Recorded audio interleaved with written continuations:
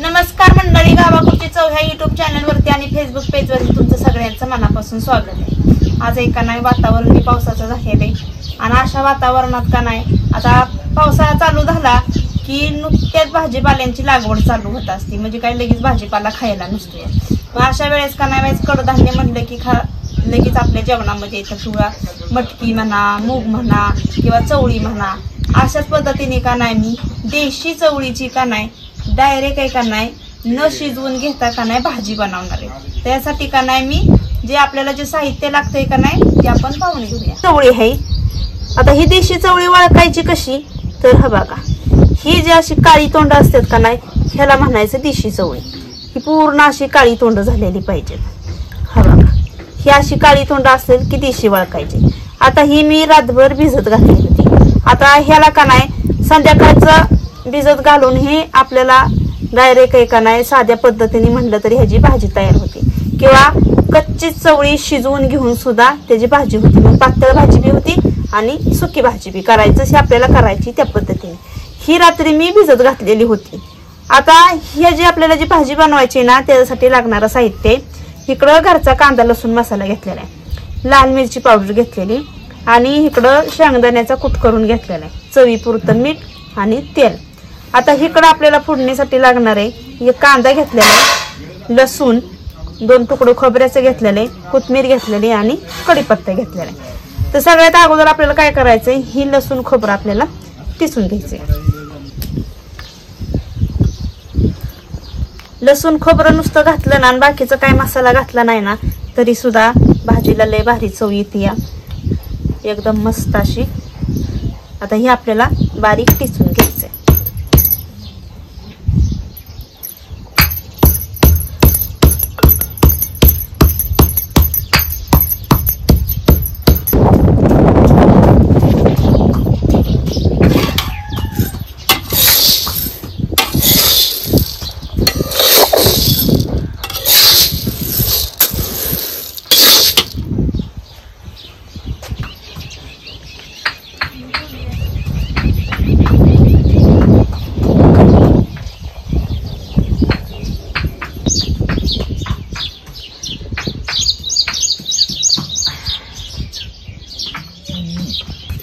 लसूण खोबरं आपल्याला लय बारीक पण टेचायचं नाही आणि लय मोठवाड टेचायचं नाही, असं मध्यम असं टेचून घ्यायचं।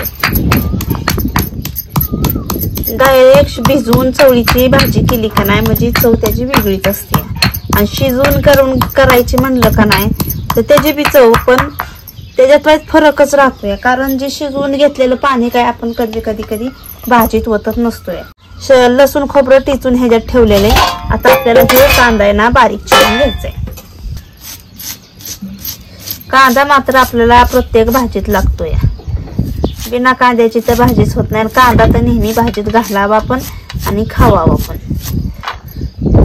शरीरातली उष्णता कांदा सुद्धा आपल्या कमी करत असतोय, म्हणून आहे का नाही अगदी पावसाळ्यापेक्षा का नाही उन्हाळ्यात तर कांद्याचं प्रमाण, ते बी कच्च्या कांद्याचं प्रमाण आहे का नाही आपल्या जेवणात ठेवलंच पाहिजे।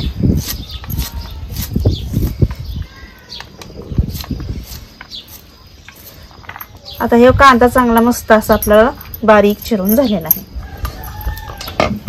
ही चवळी का नाही मी स्वच्छ अशी धुवून घेतलेली आहे।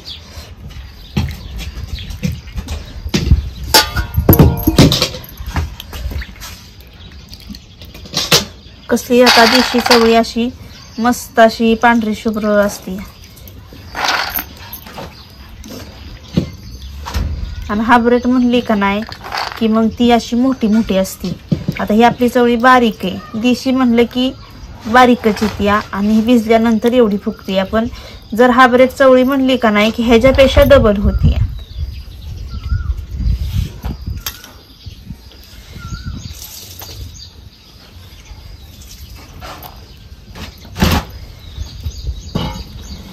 रात्री का नाही निवडून बिवडून वाळ आपण का नाही भिजत घातलेली चांगली स्वच्छ करून, आणि कढई सुद्धा का नाही मस्त अशी तापाय ठेवलेली, कढई सुद्धा तापलेली। आता ह्याच्यात घालायचे पहिल्यांदा तेल,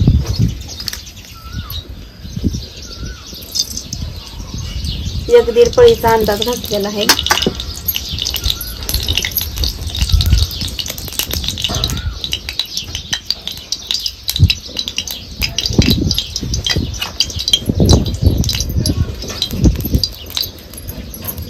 तेल आता गरम झालं की ह्यात घालायचं आपल्याला कांदा.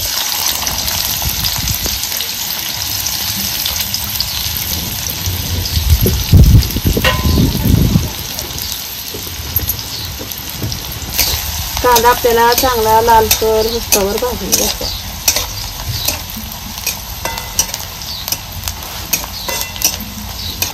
कांदा आपला चांगला भाजलेला आहे. आता ह्याच्यात घालायचे आपल्याला कढीपत्ता.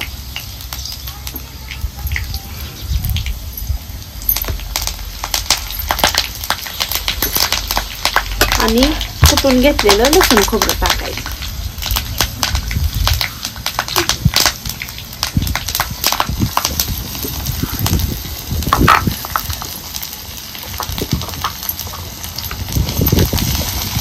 लसूण खोबरं आपल्याला चांगलं परतून घ्यायचं. गहळं गहळं झालं पाहिजे, म्हणजे जास्त करपावायचं सुद्धा नाही, तेव्हा त्याची चव आहे का नाही भाजी उतारली जाते. आता ह्याच्यात टाकायचे आपल्याला 1 ते 1.5 चमच्याचा अंदाज घरचा कांदा लसूण मसाला आणि तसेच चमचाभर मिरची पावडर आणि चवीपुरतं मीठ.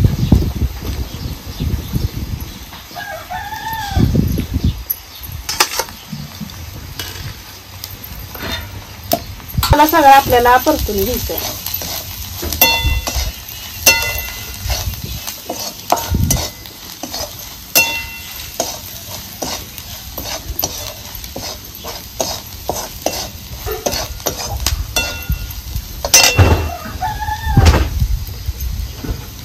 डाळ धुवून घेतलेली ही जी चवळी आहे ना, ही चवळी आपण ह्यात टाकायची.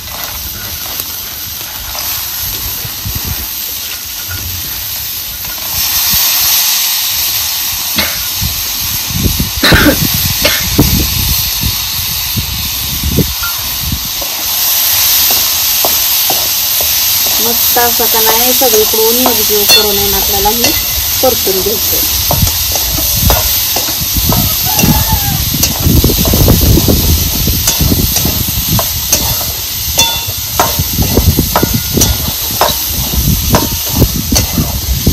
चांगलं आपण ही चवळी का नाही परतून घेतलेली. आता आपल्याला जर भाकरी बरोबर जर खायचं असेल चुरून मरून तर आपल्याला थोडंसं पातळ लागणार, आणि चपाती जर बरोबर जर खायचं असेल तर थोडंसं पाणी आपल्याला अंगाबरोबरच वतावं लागणार आहे, म्हणजे आपली भाजी का नाही एकदम मस्त अशी होती. आता आपल्याला पाणी घालायचं ह्याच्यात.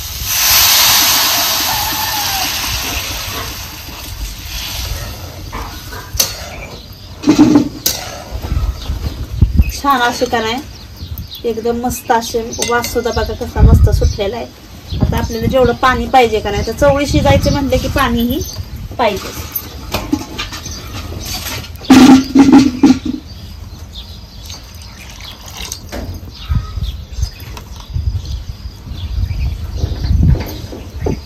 आता ह्याच्यात टाकायचं आहे आपल्याला कूट.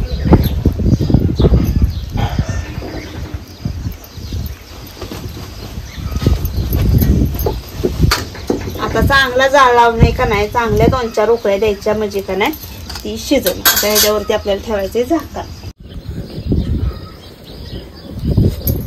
आता आपण ह्याच्यावर झाकण जे ठेवलंय ना ही काढून बघूया. त्याला का नाही कशी मस्त अशी का नाही कशी तरी सुटलेली. आता ह्याला 4-5 उकळ्या दिल्या का नाही की मस्त अशी ही भाजी आपली तयार होईल.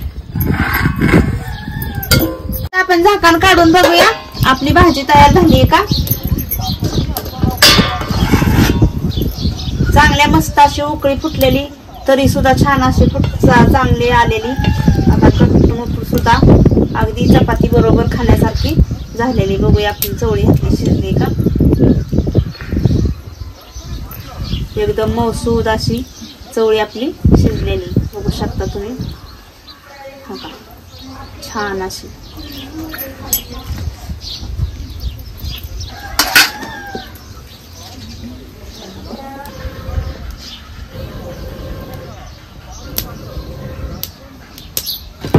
चवळीची भाजी आपली तयार झालेली.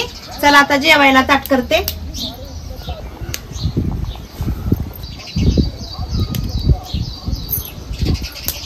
त्याच्यावर मीठ टाकली. आता आपल्याला ताट ठेवायचं जेवायला. मस्त अशी आपली चवळीची भाजी तयार झालेली. आता आपण जेवायला घ्यायचं.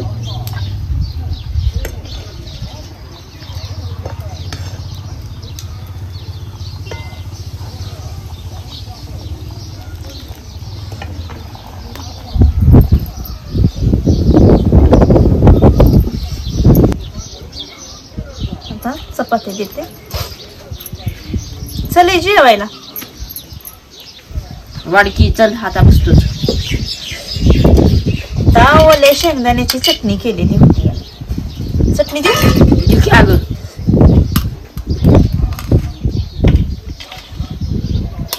छान अशी ओले शेंगदाण्याची चटणी केलेली. बस जेवायला बस. म्हणजे जेवाय बस. कांदा कांदा दे.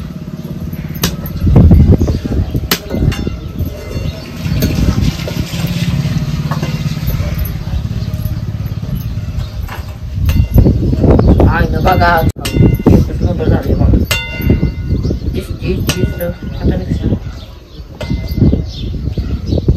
देशी चवळीची भाजी कशी बी का चवच काय वेगळी असते. एकच नंबर नाजूक खोळा. आणि मिरच्या पण बनवली. कधी का बनवल्या मिरच्या? ही ओल्या शेंगदाण्याची चटणी बनवलेली आहे. पाहिजे असेल तर घ्या.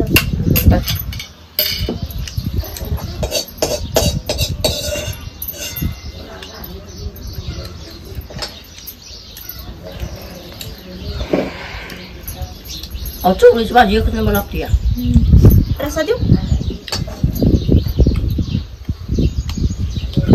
चवळी देऊ आता. रसा दे.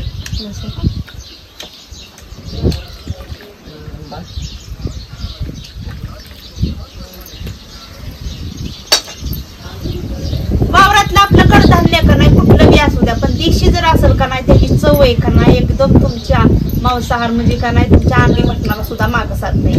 त्याची चवळी असो, मूग असो किंवा देशी मटकी असो किंवा हुलगा असो, काही पण असू द्या, वाटाणा असू द्या देशी, पण त्याची चवच काही नाही रे असते बघा.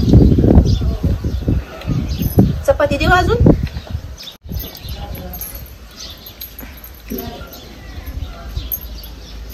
योग्य देऊ का अर्धी? अर्धी द्या अर्धी.